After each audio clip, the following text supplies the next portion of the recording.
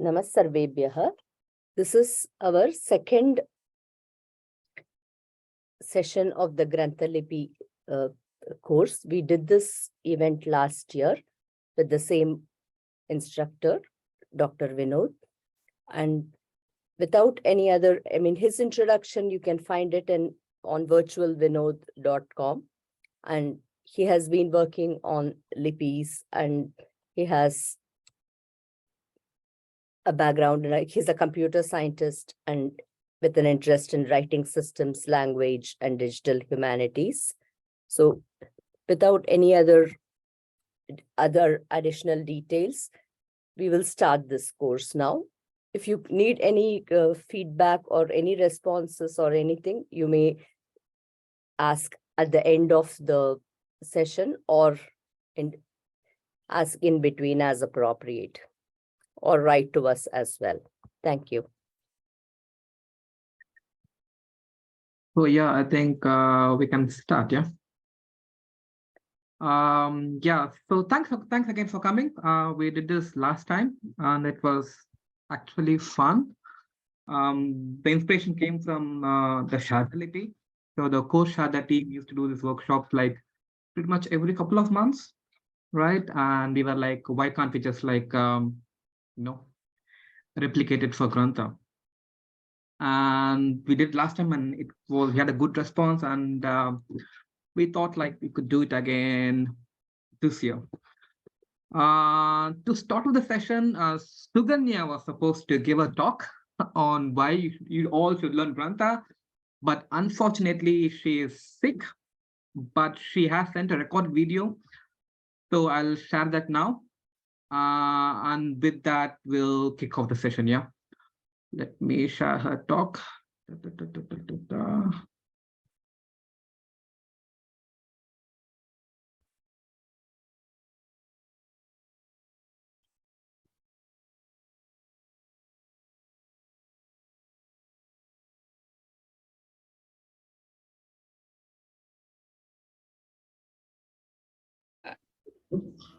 Asmat Gurubhyo Namaha, Asmat Parama Gurubhyo Namaha, Asmat Sarva Gurubhyo Namaha. Namaskaram, everyone. I'd like to begin by thanking the organizers for having me here. Namaskaram to the fellow panelists and to the audience. And let me begin by congratulating everyone who has gathered here to learn the Grantha script. You've made a wonderful decision. So today I'm going to just tell you why it's a very good idea to learn Grantha. And in the process, I'll show you a few manuscripts and also early printed editions as well. So for that purpose, I'll need to share my screen, if that's okay. I have a PowerPoint. So for that, I'll present a view. Can you see my screen? Yes. Excellent. Okay, so I'm going to give you, as I said, a few reasons to learn Grantha, hopefully, because I've had to learn it, and right now I'm very happy that I did learn it. One thing perhaps before I say anything else is that we need to remember that Grantha is a script. It's not a language. A language might take years to learn, perhaps even decades to master, but a script will not take that much time. It'll take only a bit of effort and a little bit of practice, but its uses are immeasurable. Some of the uses Sharmaji already mentioned, but I will perhaps hopefully show you a few other uses for learning Grantha. Okay, to begin with, the Tamil script, just like the Tamil language, does not have all the letters to represent all the sounds that exist in Sanskrit. I think most of us know that. And Grantha is a script that has been used for many centuries to transcribe Sanskrit, especially in South India, since at least roughly the 5th century. There are historians here of the scripts. I'm not one of them. So in the southern region of India, Grantha was used to transcribe Sanskrit. And it just goes on to show that Devanagari and Sanskrit are not synonymous. No, Sanskrit is a language. It can be rendered into different scripts. And Grantha is one of the main scripts, I would tend to think, main scripts to represent Sanskrit. And actually, I also think that because Grantha and Tamil have a common ancestor, they look very harmonious together. I'll show you a few samples in a few minutes. And this aesthetic aspect is essential when writing in a mixed language, Tamil and Sanskrit in this case. Please remember this aspect because I'll come back to this in a minute. So I'm going to tell you what is the link between Grantha and me and why I'm here talking to you about Grantha for two main reasons. The first one is that I work on texts that are often transcribed using Grantha, fully or partially. I mostly work on Sri Vaishnava Manipravada texts. That's only one part of the literature that you find that is transcribed into Grantha, but still, this is my experience. So I'll mostly refer to this literature, Sri Vaishnava Manipravada literature. And also whenever I mention collections of manuscripts or books that I use, even if they are not in Sri Vaishnava Manipravada, they still belong to Sri Vaishnavas. And it makes a difference because Grantha is much, much bigger than this small part. So what is Sri Vaishnava Manipravada? To begin with, I think everybody knows Sri Vaishnavas are Vaishnavas who are followers of Ramanujacharya.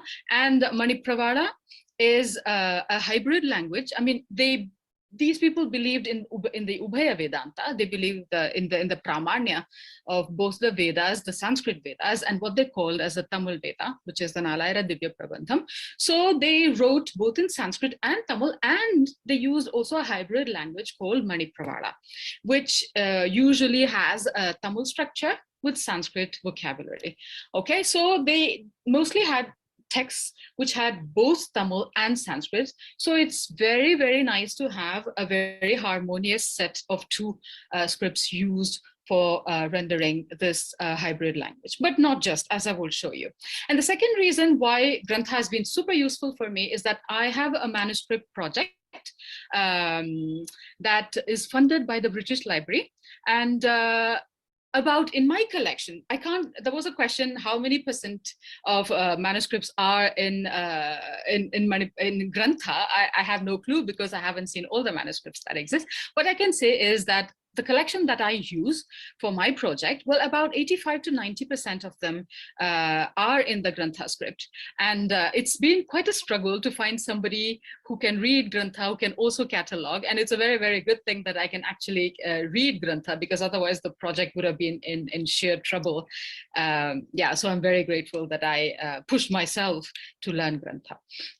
Okay, so from this point onwards, now that you know why I have needed Grantha in my career, I'll move on and show you a few sample Grantha in manuscripts. This one, for example, from one of my collections is, it's Tattvamukta Kalapa, so it's a theological treatise by Vedanta Deshika, Sri Vaishnava Skola Vishishtadvaitin, and this whole work is in Sanskrit. So this whole manuscript is totally in Grantha.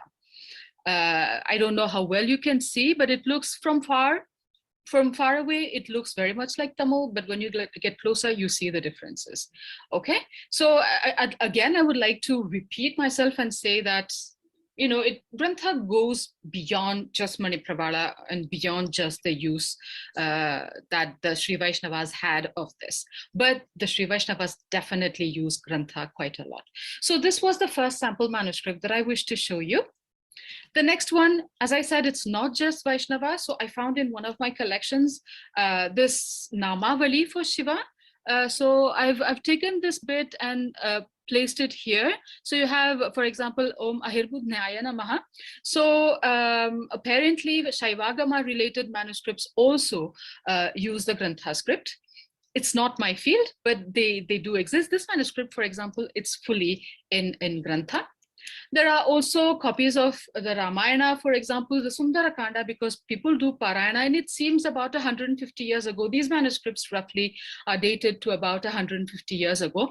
People could read, and not necessarily Brahmins. It seems that some of these works were offered to non-Brahmin people as well. So they could read Grantha. It's amazing. So this, for example, falls into the Purana category. It's the Kaveri Mahatmyam. This is a wonderful copy, very, very neat. It's as if it was copied, 40 years ago? No, it's over 150 years ago. It's a beautiful sample. It's fully in Grantha. And then this one, for example, it seems like it's a Kavya. And it seems that like it might be unpublished. It's known as the Vaidarbhi Vasudevi. Yeah, I'm still checking whether it's been published or not. So just so you know, there are perhaps hundreds of works that are still lying among bundles of manuscripts in all the corners of Tamil Nadu, waiting, screaming to be taken out and published. And they are also rotting because of the weather in southern India. You know, it's humid, it's hot. So ask me, I know, I deal with manuscripts. It's terrible. All sorts of insects live in them. It's a matter of time. Time is ticking. And many of them will be in Grantha. So the more people learn Grantha, the better it is to safeguard these manuscripts, but also bring to light all the works that have remained unpublished.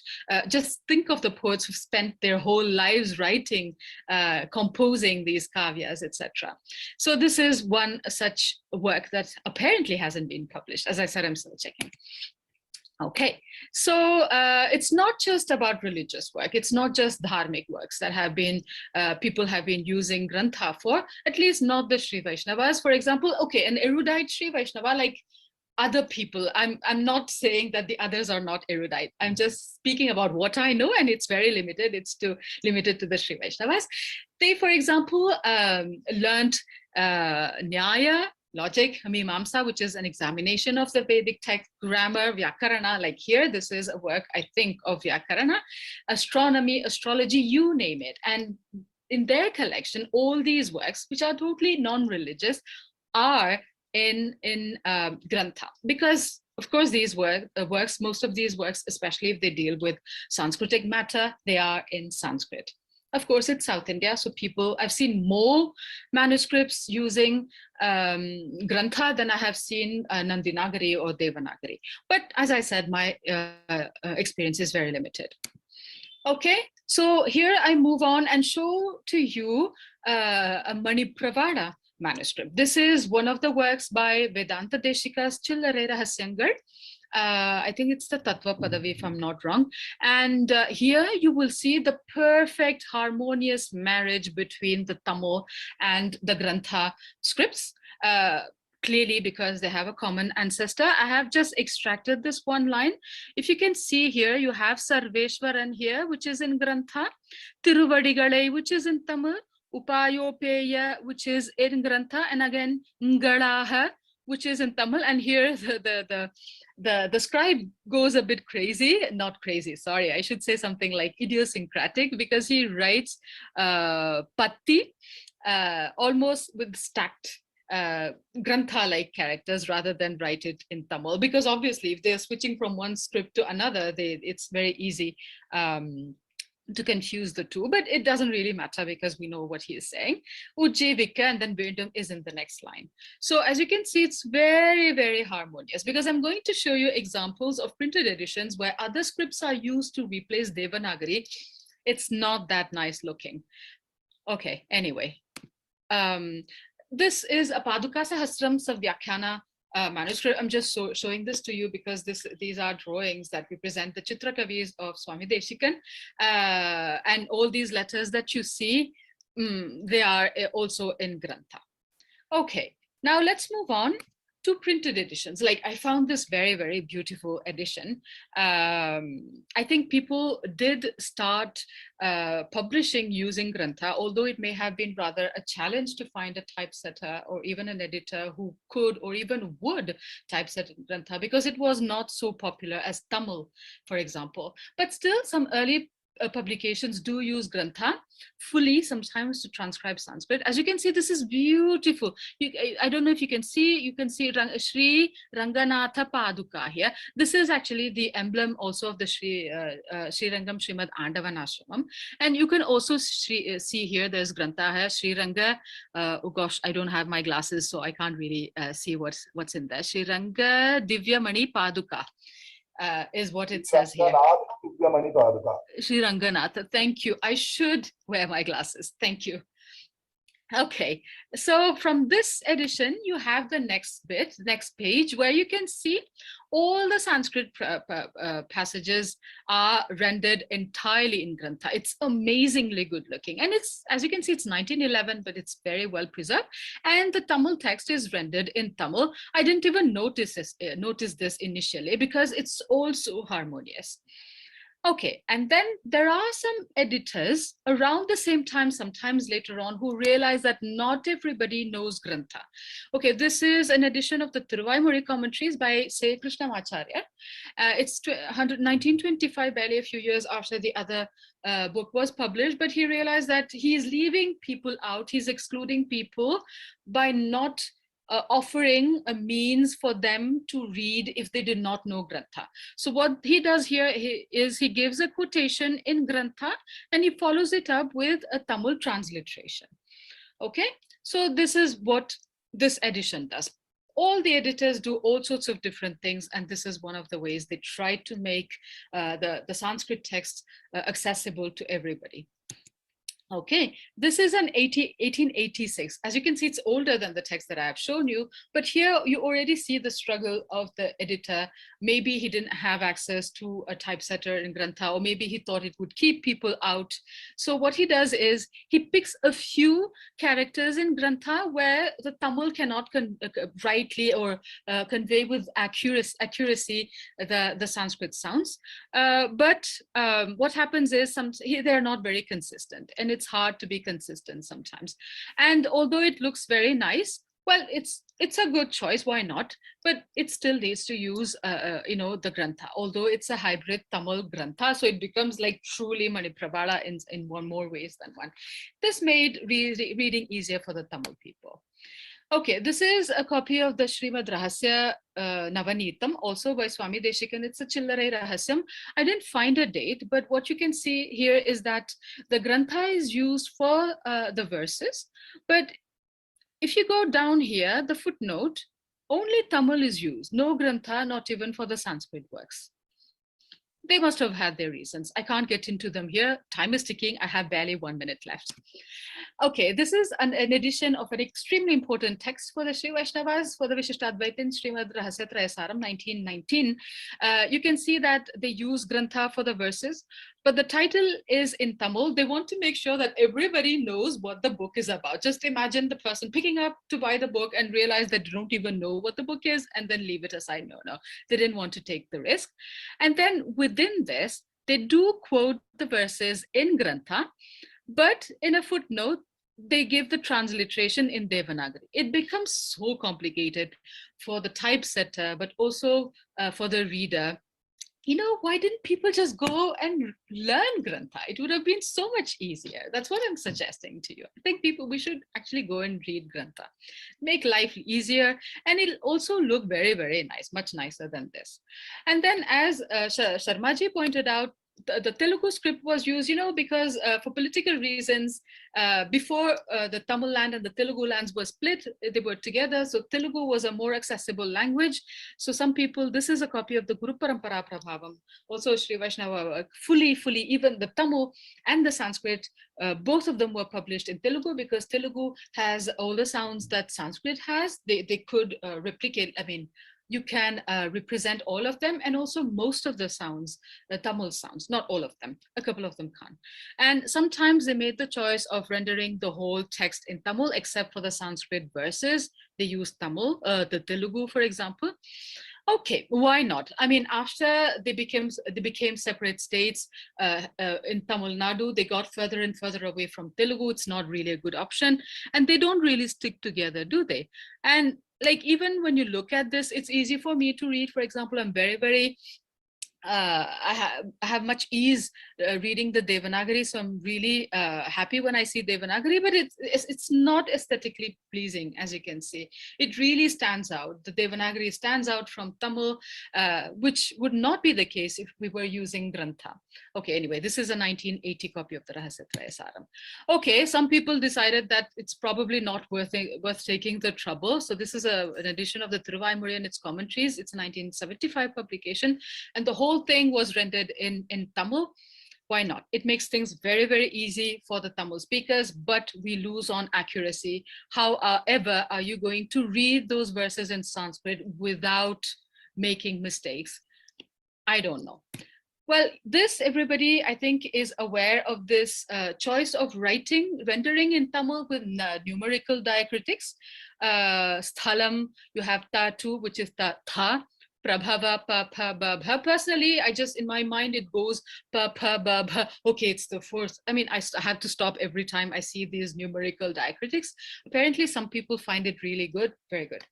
But just go and read Grantha, it's much easier. And it's really nicer. But as it's sort of, people have explored all sorts of things, but thankfully Grantha, I think, is coming back for all the reasons that I have mentioned. As Sharma ji said also, in the Vedic Pathashalas, apparently also in the Agamic schools, they are using books that use Grantha. It's a very, very good thing. I'm, for example, also contributing my might. This is my book that was published in 2018. I also insisted upon using the Grantha plus Tamil for representing Perivachan Pillai's commentary, Manipravalam commentary, which uses Tamil and Sanskrit. So I think it's very, very important to preserve the tradition of combining Grantha and Tamil.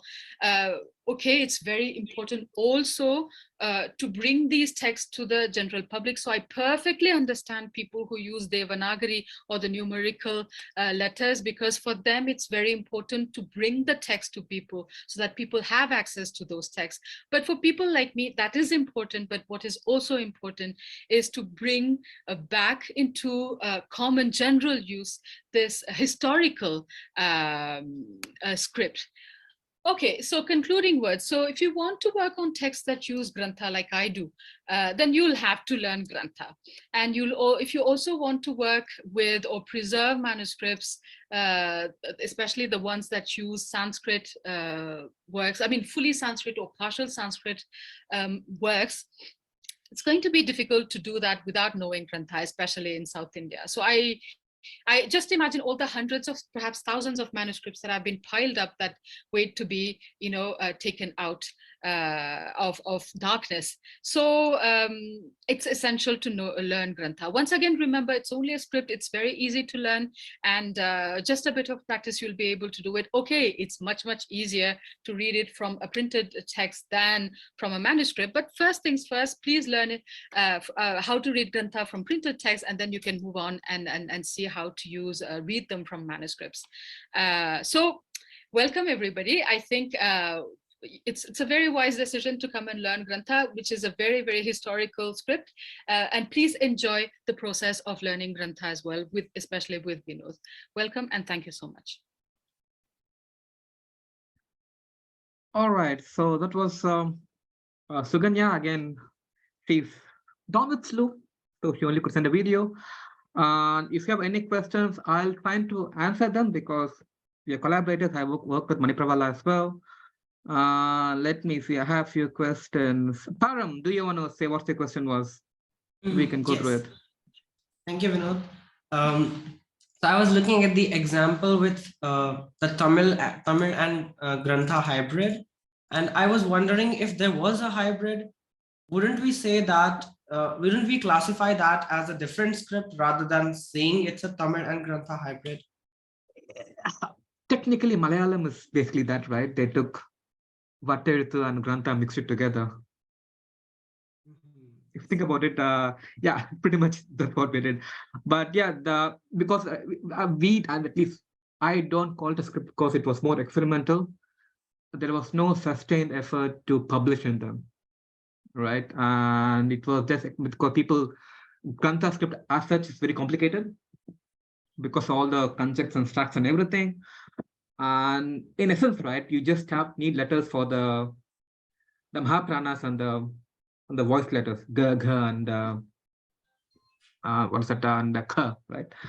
And all in between the second, third, and the fourth Varga, right? And basically people thought like it might be easier to just borrow a few letters because we have been borrowing J, Sh, and H for like, I don't know how many centuries, right? people thought like could just borrow like some more letters and complete the set. Unfortunately, it's too much for people to learn like few more letters, so it didn't like sustain, right? And it was failed. But you do get these publications in 1890s and also up to like 1920, 30. And the other reason is like Grantha per se, it's very hard to typeset, right? Imagine a guy in the 1900s, he has all these like metal types. He has to arrange the letters in complicated forms, right? If he can impose like a Tamil like structure, it would be also easier to typeset. So it's easy, that like the script becomes easier to read and write. And most importantly, for people who are publishing the book, it's easy to typeset, right? Because manually people have to like place the letters right onto this and like print it. So I think it's both. Again, because I don't call it a script personally, because there was no sustained use of it. It was experimented for like, I don't know, for like 20, 30 or 40 years, and then people just dropped it. It did not work out. And in essence, right, basically it's just Tamil script with some additional letters. Just because Tamil has now Jersha and Sir, you don't call it a different script. It's pretty much the same, just Tamil, just extra additions. And you had a second question. What was it? Yes. So, sorry, just a moment. Let me turn the alarm off. Sure.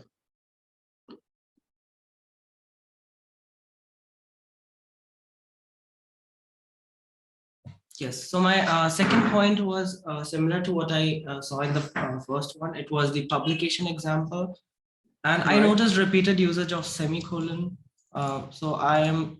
So would we say that it was being used as an alternative to the virama? Because No, no. I think okay. Grantha Virama has two forms. Maybe I can do a quick. Because Grantha Virama has two forms. One, it sits on top of the letter. The other one, it sits next to the letter. So both are valid. I see. It's easier to typeset something like spacing than on top of it. Just a choice of the typesetter. Yeah, both are valid. I don't think it's. I think you're just. I believe you're referring to an alternate form of virama, which is spacing.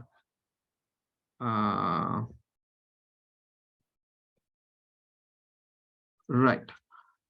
So yeah, that was Suganya. Again, she sends her apologies because she's down with flu. And let's start this session. Let me share her presentation. So what we do is like how we're going to structure this. Like, since we are a smaller group, we can make it more interactive. Last time we had too many people, like 30 to 40, I think. This time it's just 8. And if you guys stick along for the next 4 weeks, which I would recommend that you stick along, and we can make it like a bit more interactive. We can take it a bit slower because it's just 8 people. I can gauge the speed of like how fast I should go on or how slow I should go. So we don't have like any time constraints. So fine. He's away. So I have a presentation. Let me share that. Let me share my screen.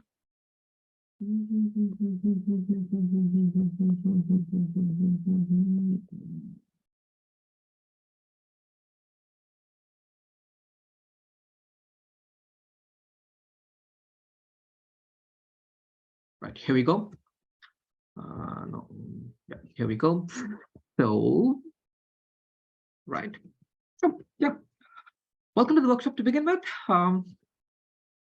So we'll start with like how to do how to type Grantha online, because I suppose as you learn, right, you want to practice Grantha, not only writing on paper, but also writing on computers, because God knows how it was long ago ever since I wrote something on paper, right now. So I'll go through like all the computation resources that are available for Grantha. Like, like 10 years ago or even 5 years ago, it was pain in the ass to type Grantha in computers. But these days, your latest version of Android actually supports Grantha, right? If if you have Android phones and you have the latest version of Android running, your phone by default supports Grantha, right? And if you have like a Macintosh machine, by default, it supports Grantha. So Grantha support has come along long way, and it's now very easy to type Grantha online and even practice Grantha online. So there are a few Grantha fonts which I can show you. Right. The first is the Noto Sans Grantha, which I would recommend that you use. Right. It's pretty, it's nice, and it's sort of gorgeous to look at. And if you want kind of a thicker stroke, you have Noto Serif Grantha, and both the fonts are from Google. They are very well made. The developer had a lot of feedback from me personally, so it displays like all complex conjunct combinations. It displays like all Vedic text. Anything that's very complicated, these two fonts are well tested, and they do work, right? So if you are using Grantha online, or even typewrite anything in the computers, I would recommend that you use Noto Sans Grantha or Noto Serif Grantha, right? And there are also a few other fonts. So one is called Sampradaya. It was done in the late 90s in IIT as a 8-bit font. It turned into Unicode. It was turned into Unicode like a couple of years ago. It's not that pretty, but if you want some variations, this font could be used. There are also two more fonts, and these are from like from Sri Lanka. Interesting news, like one of the few places Grantha is still used is Sri Lanka. Like the Shaivites or the Shaivagamas or in Grantha. So anyone who follows Shaivagamas, if you have all the manuals, all the text, all the ritual text, everything is like still in Grantha. They learn Grantha to read the text, to practice them, and they use it on day-to-day usage. So Chidambaram, if you go to the temple, the Dikshitas, they use Grantha. And as I said, in Sri Lanka, most of our Shaivites, and they follow Shaivagamas. So all the texts are in Grantha. So the earliest Grantha font was, as much as I know, was developed not in India, not in Tamil Nadu, but in Jaffna, which is ironic. Somebody took the time to take those earliest fonts and sort of turning into Unicode. Those are the two fonts. And here one more font, right? This is the font used by the TN Tamil Nadu Archaeological Department. As you might know, Grantha is not only used for manuscripts, all the inscriptions, most of the inscriptions until like 1800s is mixed with Tamil and Sanskrit. It means like it has Tamil and Grantha. Even if you go further back from Cholas and Pallavas, all the inscriptions have like mixed Sanskrit and Tamil text. The Sanskrit portions are in Grantha, was Old Grantha, and the Tamil is in Old Tamil, right? So when the transcriptions of those inscriptions are like printed, the Tamil Nadu Archaeological Department converts the old Grantha into modern Grantha, so it can be read, but it can still preserve some sort of textual fidelity, if it makes sense. And they use this font, right? That's the font it's used by the Archaeological Department. And yeah, so if we take any publication from the Archaeology Department, you might find Grantha using this font. And the other font is like that comes with Macintosh. It's also very beautiful, and it's based on the default Tamil font that's in OS X. So it's harmonious to mix with that. So if you're using Macintosh, Grantha support is out of the box. You don't have to do anything at all, and you can read and write Grantha. But if you're using Windows, I would recommend that you either download Noto Sans Grantha or Noto Serif Grantha to use it. And again, if you want to like type Grantha, I have written a platform.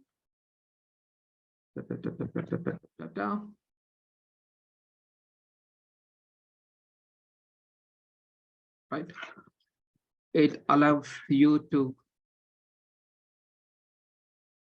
type in Grantha. Okay.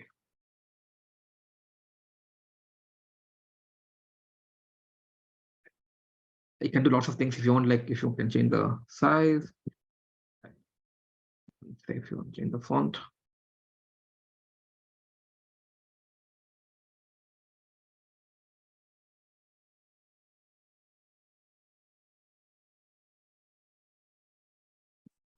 You can do all sorts of things. And if you want to use it in your computer, you just need to copy it from here. And you just have to copy paste it here.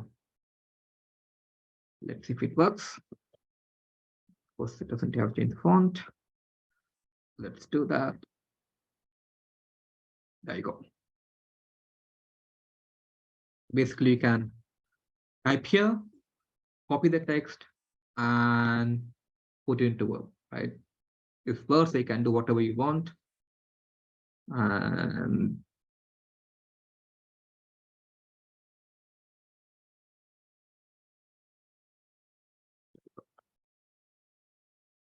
so you can just use it like any other script. Right, you can also convert things from Devanagari into Grantha. I need a Devanagari text. Let's take from Wikipedia. Right, spelling is wrong.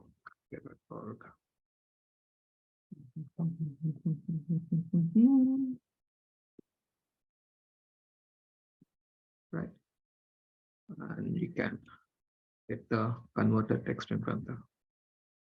Pick a text. Right. Right. It can be from either Devanagari or IST, ITRANS, HK, or Howard, whatever format you can use. You can convert that into Grantha. But I personally like typing Grantha directly because it's easier for me. So if you want to practice something, just go there. The keyboard is phonetic. Basically, it's like what we used to type Tamil. And you can basically try to practice typing Grantha. It also has the basic structure, some things to learn. The basic vowels, the consonants, you can see the vowel signs. You can also learn the conjuncts, right? And if you want to practice, it has some games, sort of, to practice how it works. There you go. Yeah, you can have some games to practice. And if you want, say, to read something, it has this biscriptural text. So you can practice learning Grantha so that if you struggle, you can go back. Again, you can switch between Devanagari, Roman, or what I would call as extended Tamil in case you are still not very confident enough to read the conjuncts, right? They can change the guide script whatever you want. So that should work. And if you want, you can also sort of like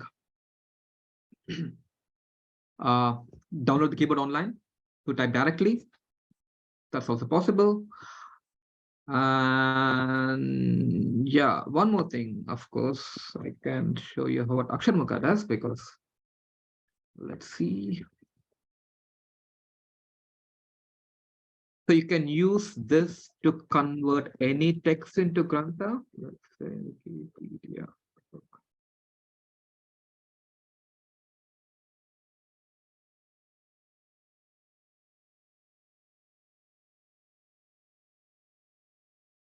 Right. One thing you could do, say you have your favorite text.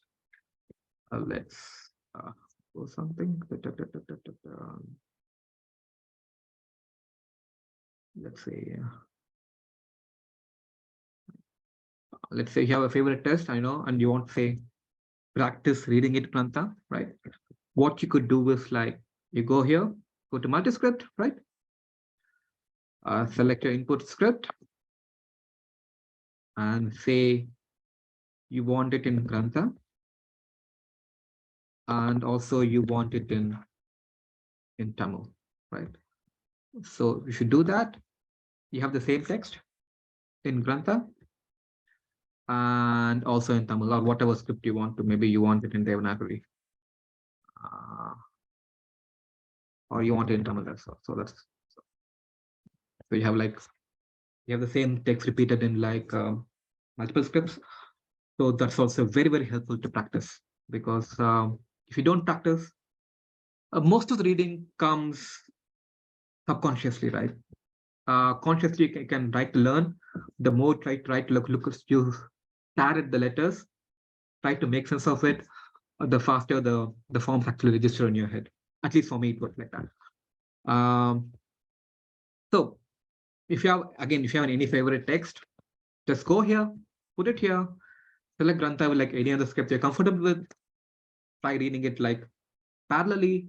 See if you can pick up like few letters, few conjuncts or whatever it is, and you get an idea of like how the script works. And the letters will feel more familiar, right?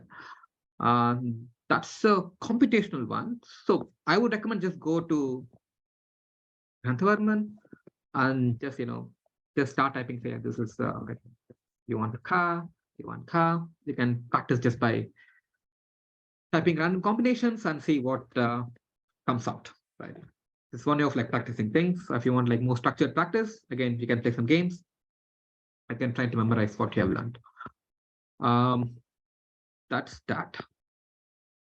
One thing is like anything to support Grantha, it needs to be Windows 10 with Office 365.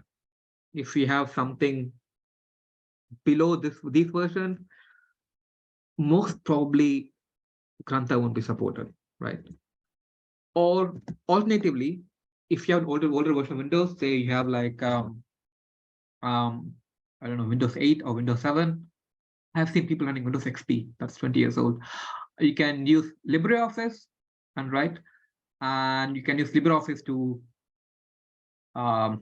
create documents in Grantha. It doesn't care about which Windows version you're using, but it would display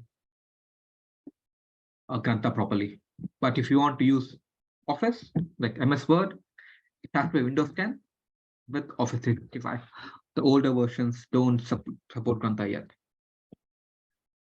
As you see, Grantha works beautifully in Word. Again, if you don't want to use Word, it also works properly in LibreOffice.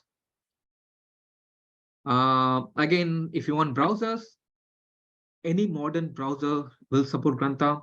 Chrome, Firefox, Edge, anything should support Grantha, right? For the resources, there are multiple books.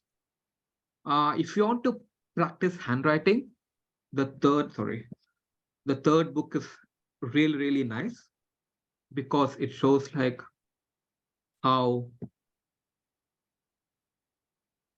letters need to be written, right? If you want to practice writing Grantha, the third book is very, very helpful.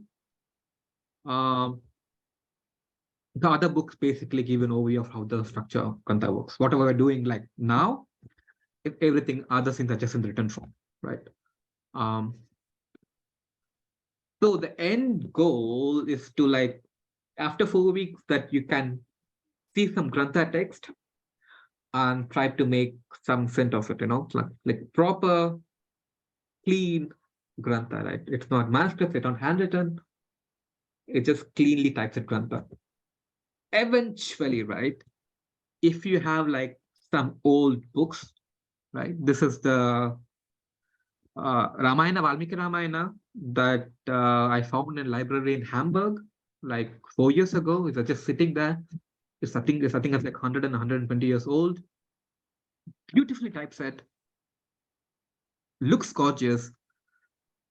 There are barely people who can read this, which is a very, very sad thing, right? And you have all these old books that people just can't read, right? And one of the things is, right, many of these books, typesetting like from manuscripts 100 editions took a lot of effort, right? You have to take a lot of manuscripts, you have to cross-reference them, come with like a normalized text and print them, right?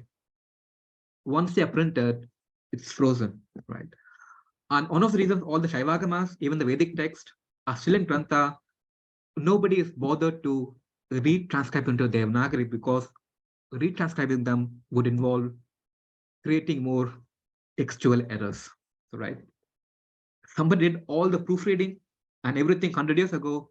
It's all printed, it's all clean and neat, and people just keep reprinting them and reprinting them and reprinting them because, again, if somebody takes this edition of Ramayana, right, and they want to translate it to, let's say, transcribe it into Devanagari again or Tamil numbers again, right, you can't believe how many errors will be introduced, right? And there are like several other books, right?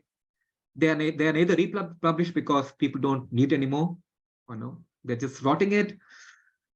Yeah, there's nobody to read it, just sad. And that's why you are here to learn Grantha and make sure that there's at least one person at some point who can read all these printed books. My plan is this. So we have 4 weeks.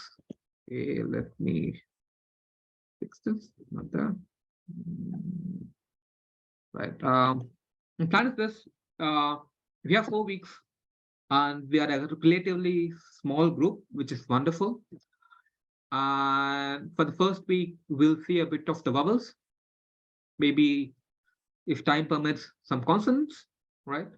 Week 2, we will do the whatever left of the consonants and all the consonant vowel combinations. On week 3 and week 4, we'll do conjunct, right? And we'll try to make it more interactive so that it's just not me speaking all the time, but it's also you guys giving feedback.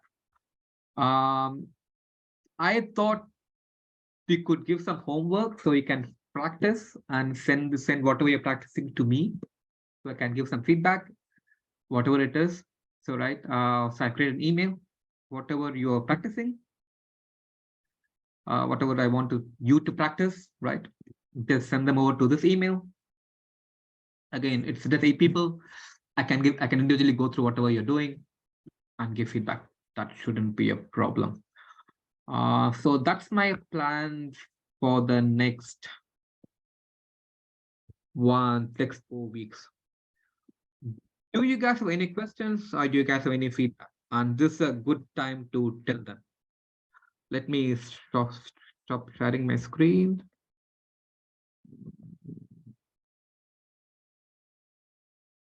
I have something to say.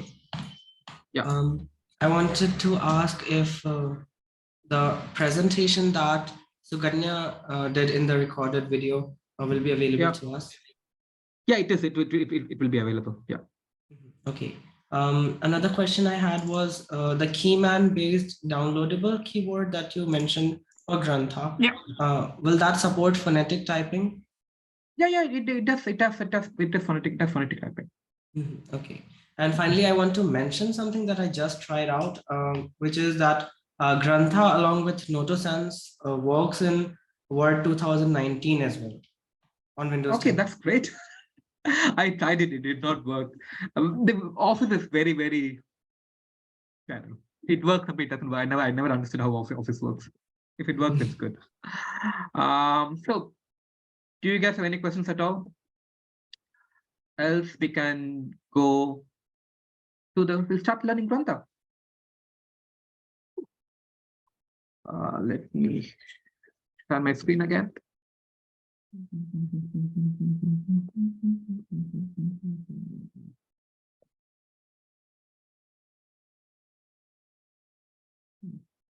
Right.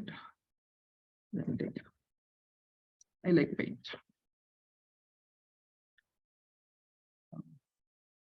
Let's pick up.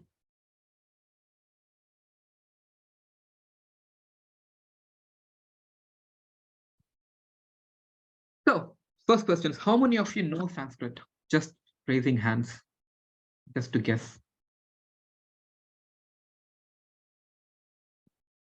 That's 1.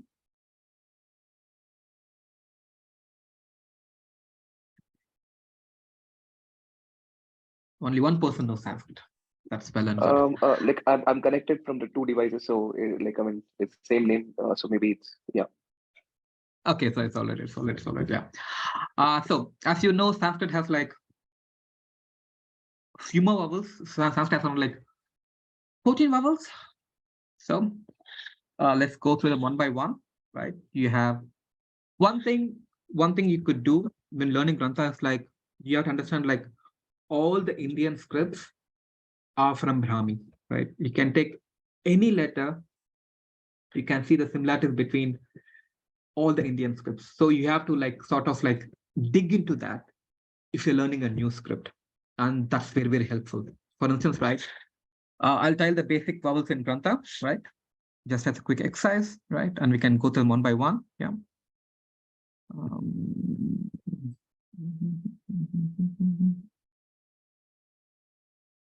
So that's A,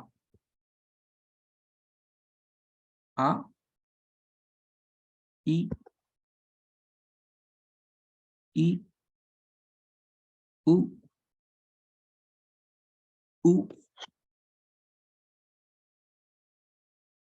A, I, O,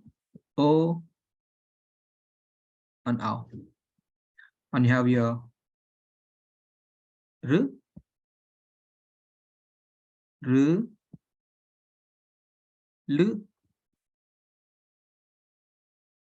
and Lu, right?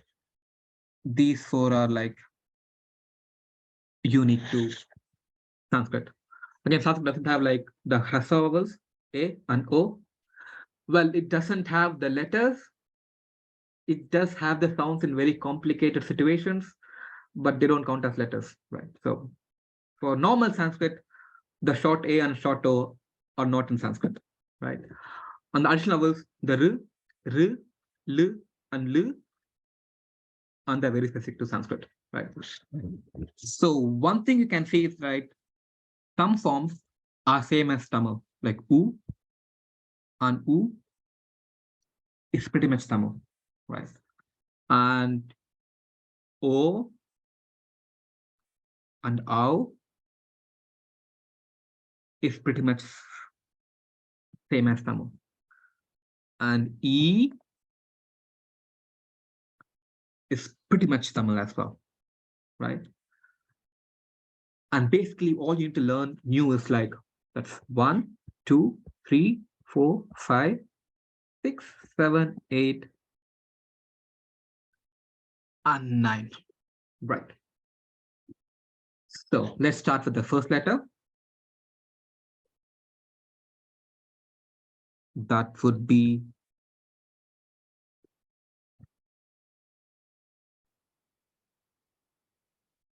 a bit thicker.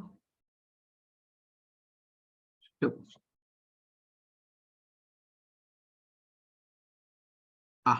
right?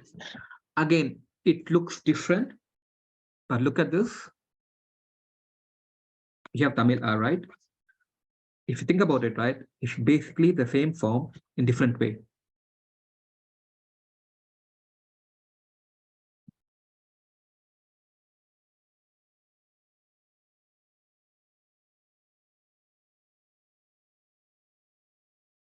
Right. Again, because both the Tamil script and the Grantha script, both descended from Pallava, right? And during typesetting, again, it's sort of, again, parallel evolution. Also during typesetting, Tamil was frozen using some specific forms and Grantha was frozen with other forms, right? But in certain cases, the difference between Grantha and Tamil is because when they typeset the both two scripts, they just use two different forms of pretty much the same letter, right? As you can see, the first R is pretty much like Tamil. It's just the loop has to be closed. So you take the right. Let me take it again. Yeah, you take the Tamil A, you sort of close the loop, and it needs another loop, right? That's A. That would be A. Again, for A, it's similar to Tamil. We just have to add another loop, right? That would be A. Right.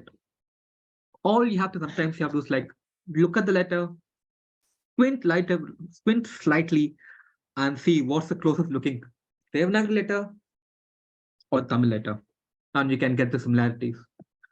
How they're pretty much the underlying the character framework is pretty much the same. Only the execution slightly differs, right? And let's have A, then you have E.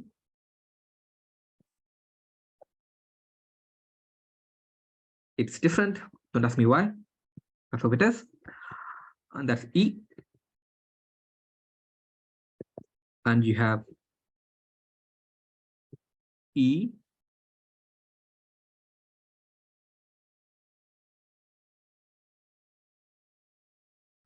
It's almost same in Grantha. You just have an additional loop that gives you E, right? And then you have U. That's the same. And you have U. It's pretty much the same.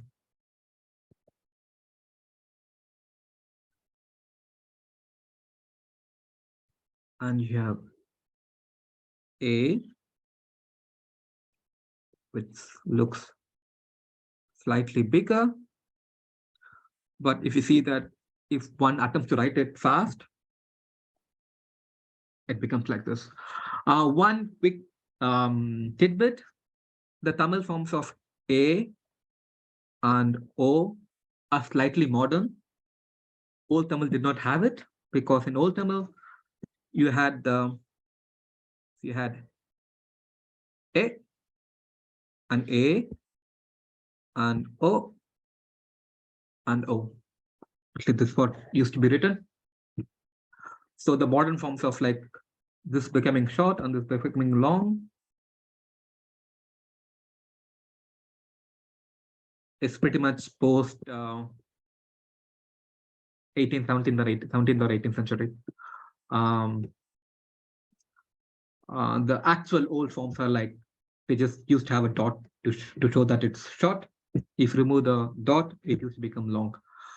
But Grantha being an archaic script, it still preserves that thing. So your Grantha A, of course, is closer to Old Tamil A, right? Same here, Grantha O. O is similar to Old Tamil O, right? Again, one thing is like Grantha in Sanskrit, A and O are dirgha or long vowels, and Grantha doesn't have any characters for the short vowels. Because it's mainly used by Sanskrit, it never needs to develop the forms, right? And you have your I.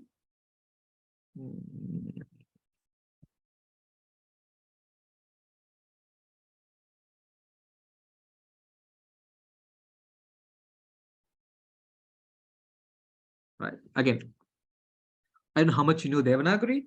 If you look at Devanagari, I is basically A with A matra, right?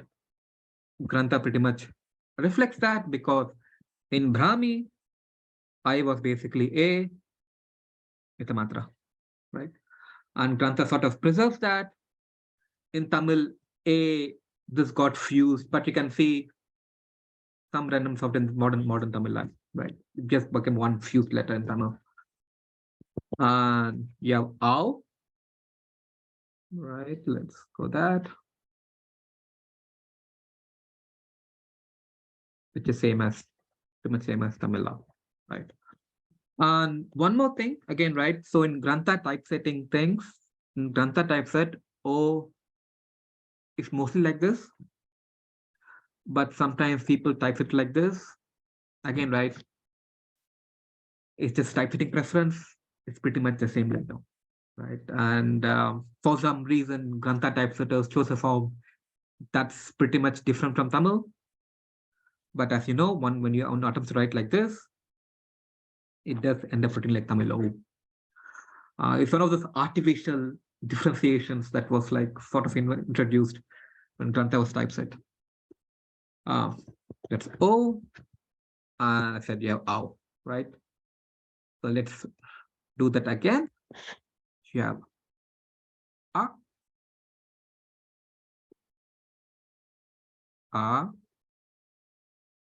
then you have e,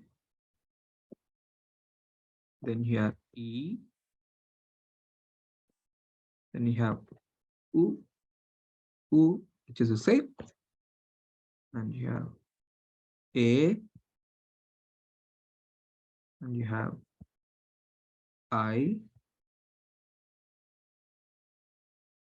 Where's that? You have O, and you have O, right? Those are letters that actually present in Tamil on the Grantha equivalents. And for the Sanskrit only sounds, right? You do have a, let me clear it.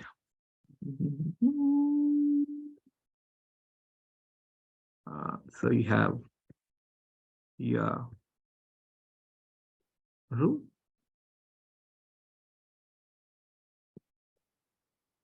and you have your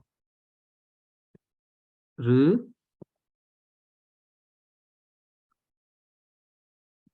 and you have lu, and you have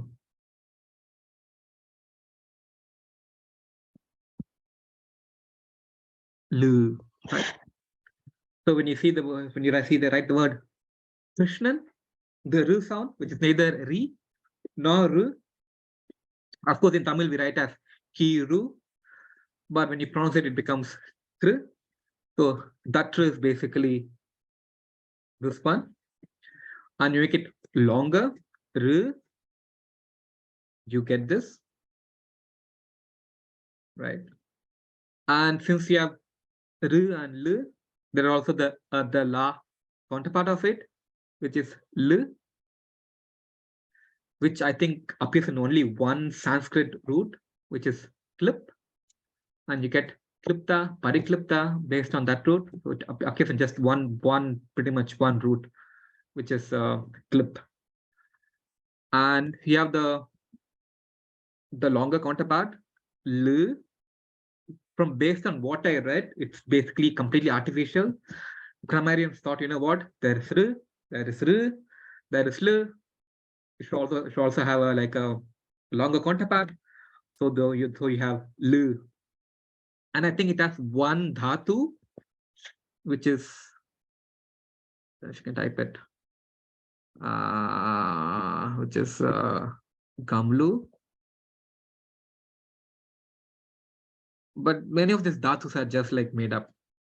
They grammarians just go crazy and just make up dhatus. I don't know how natural is this dhatu. There's one dhatu which has l. But most likely,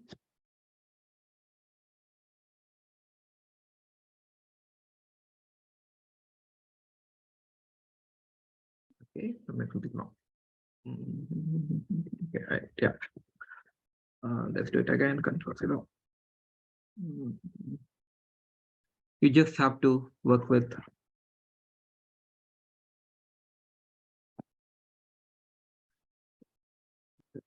We just have to work with.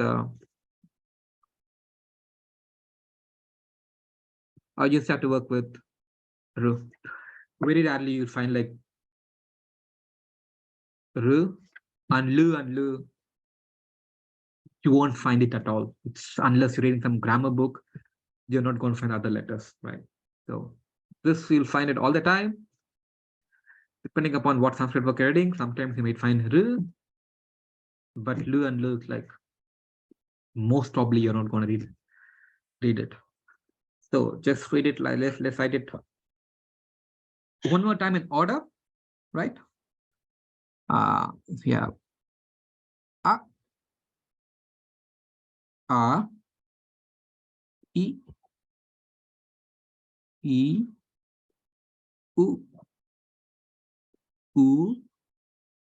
r,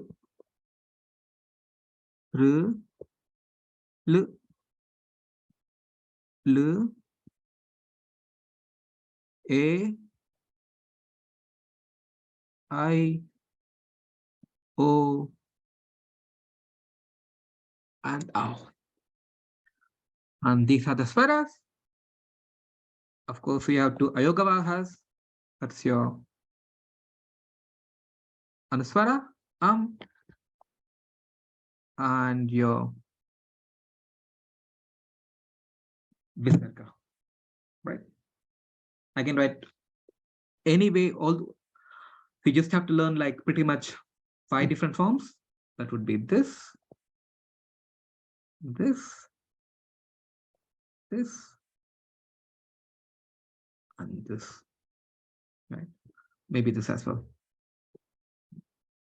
Everything else is like either similar to Tamil or it's made up of like components that you already know.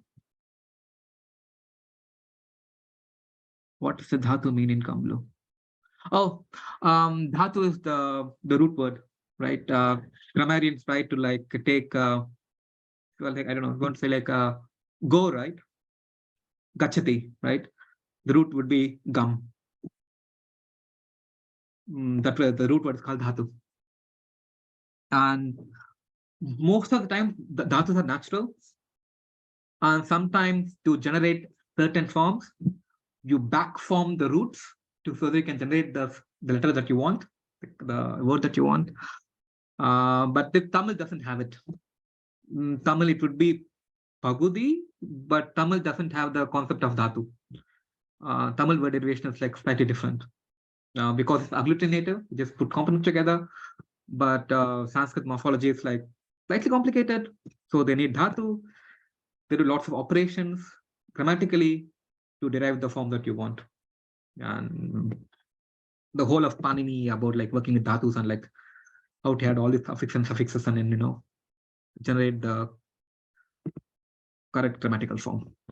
So yeah, so these are like basically the 14 vowels of Sanskrit that now you can read. Okay, let's do it one more time and let's see how many of you actually understood that.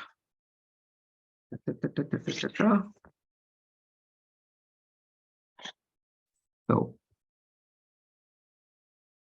a,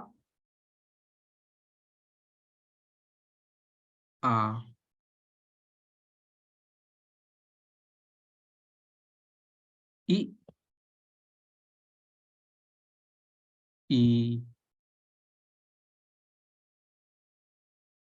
u,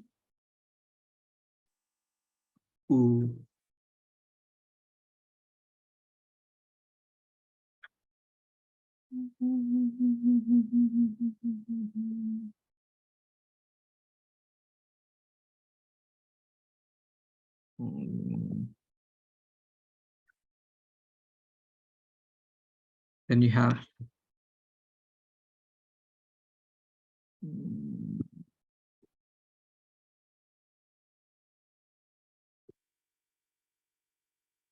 r,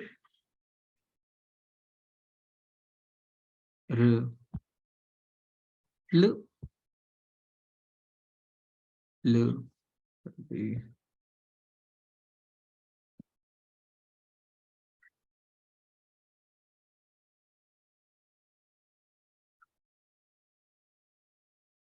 again, mostly you only need this one. And then you have then you have A, then you have I, then you have O, then you have O. Right? And then you have 2 ayogavahas. That would be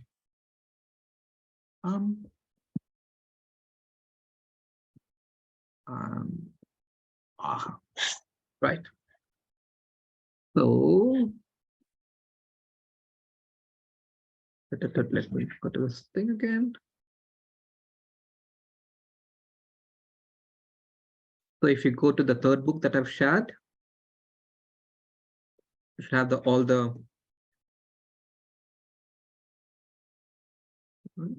yeah.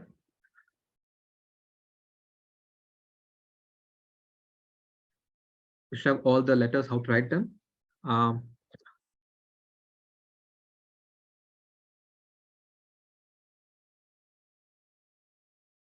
All the stroke order, and you can basically practice them, right?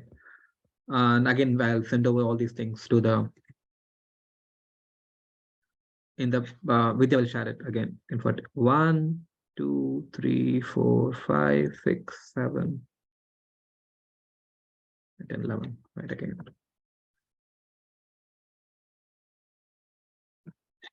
Right, and this book is really, really good to practice your handwriting in Grantha, right?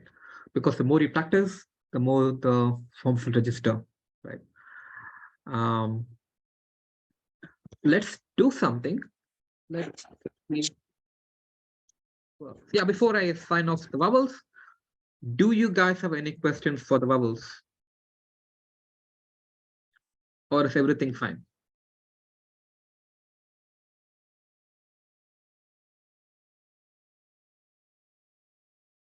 Any questions at all? All right, that's good. Let me share a file.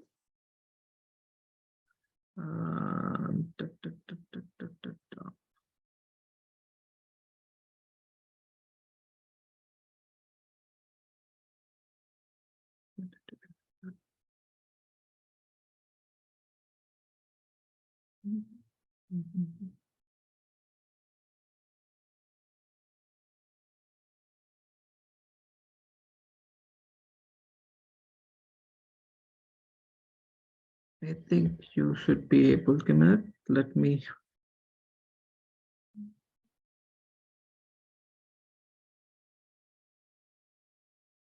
Yes, I should be able to drag and drop a file. Let me try that.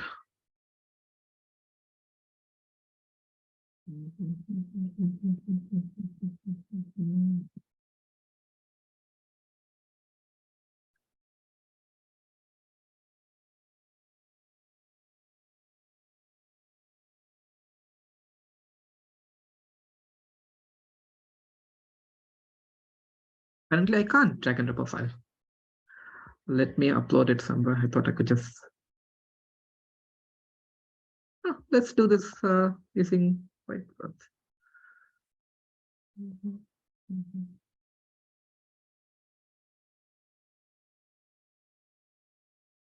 Okay. Let's see if this works. Everybody should have access to this.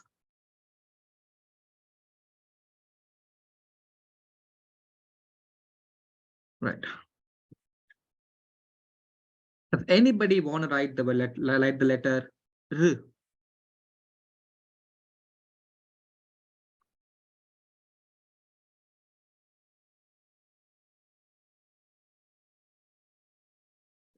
Somebody's trying it.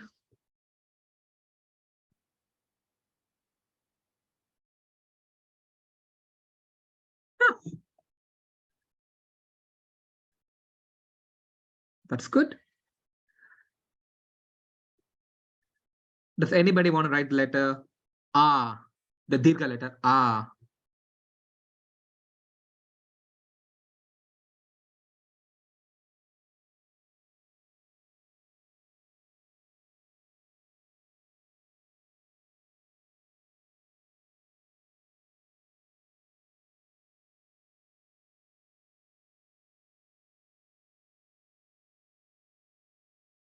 It's close enough. So yeah, just to correct it.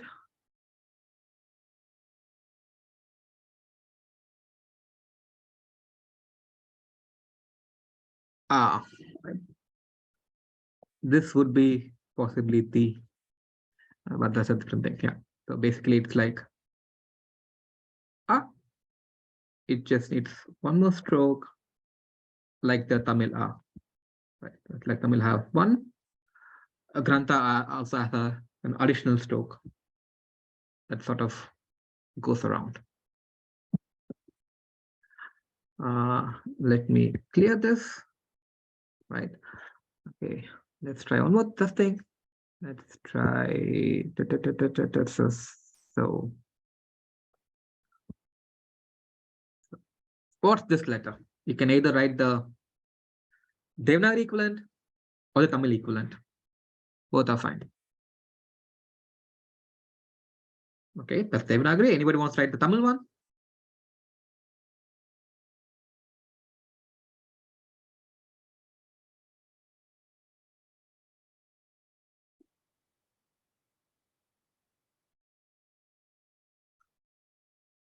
Right, close enough. Anyone else? Any? That's not completely correct.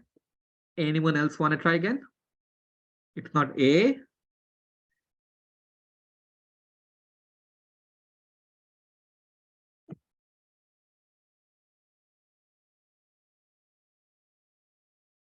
It's not O either. It's basically there. It's I. The Devanagari is correct, but this is wrong. It's basically I. So in Grantha, just to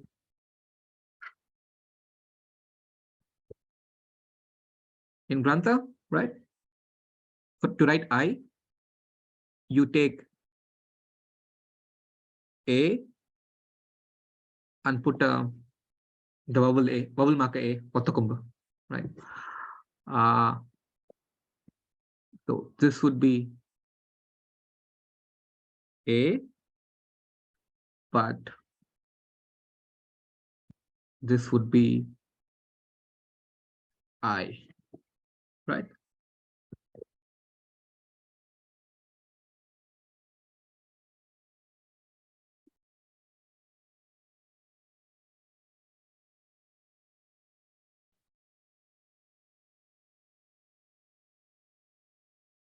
Right, let's try something else. Let me delete it.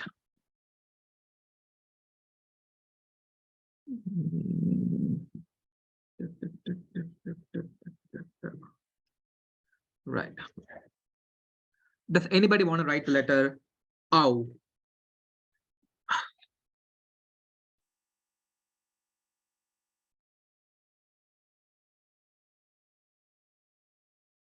Just the letter OW.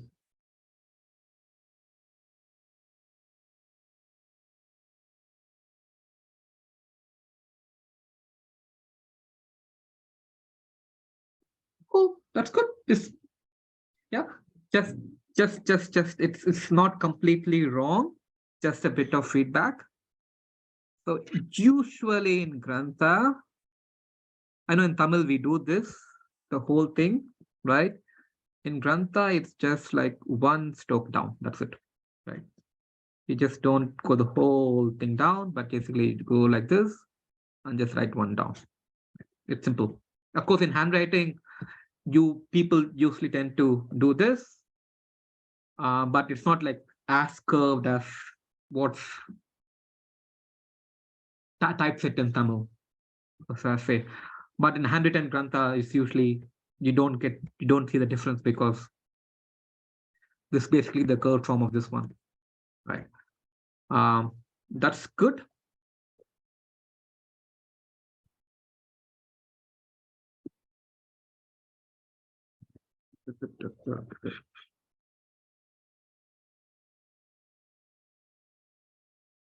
Does anybody want to write the letter E?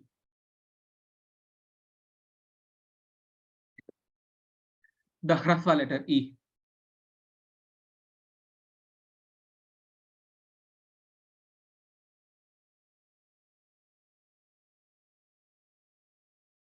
Yeah, that's before you leave, right? Let's pick someone Yeah. Would anybody want to write the entire vowels, the 14 vowels, one by one?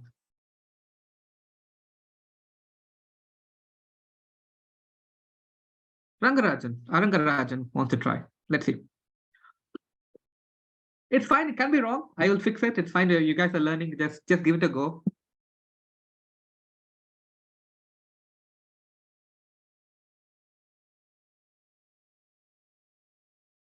Beginning strength. Okay.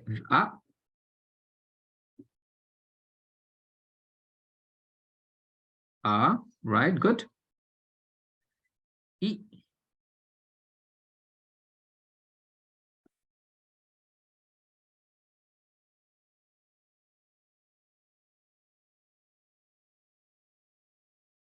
E. That's O and ow. We forgot U and U. That's R.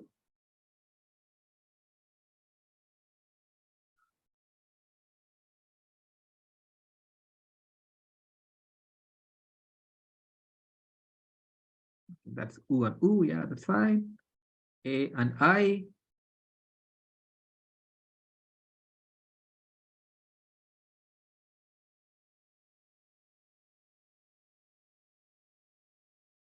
Cool. Of course. Just so that you know, we don't forget it. Just so you know, so you also have R, L, and L. Right. So that's pretty much it. And this is fun because we can all be interactive. And again, it's a closed group. If you write something, I can fix and correct it. Since you have one more week, what I would suggest is like you just take a piece of white paper, scribble all the letters, right? At least once or twice a week, like in at least twice. Just if you can send it to me, right? And I can give it a go and give feedback, right? And how to write or not. And so it's simple. It's the entire script.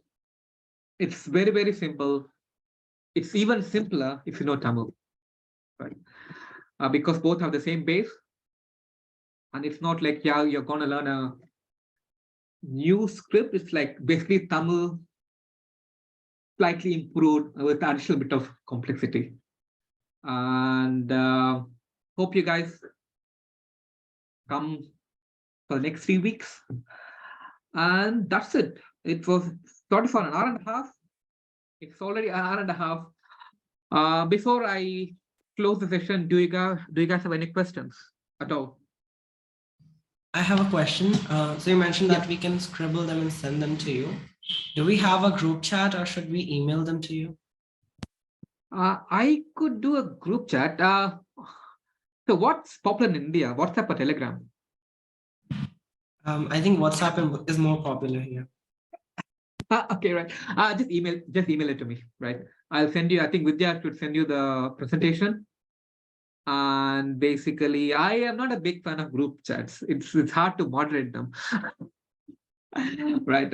Just Vidya will send you the presentation, right? And you should have the email. Again, right, because it's a small group, I can go through the work individually. And It's easier. we will use that March 2023 email that you shared also. We could. Yeah. Just do that. Yeah. I will send all the That should be contact good. information in that today. Yeah. And I just have one additional question on behalf of the group as well. So in manuscripts and other cases, so the plutam, how do they indicate the pluta, rikara, and likara? Sorry, Pluta, right? Yeah. Wanted to do the Pluta. All right, let me share my screen again.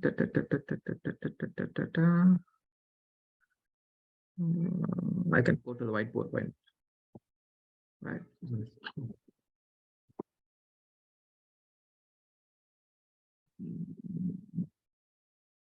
So usually it goes like this. You have A and you have A.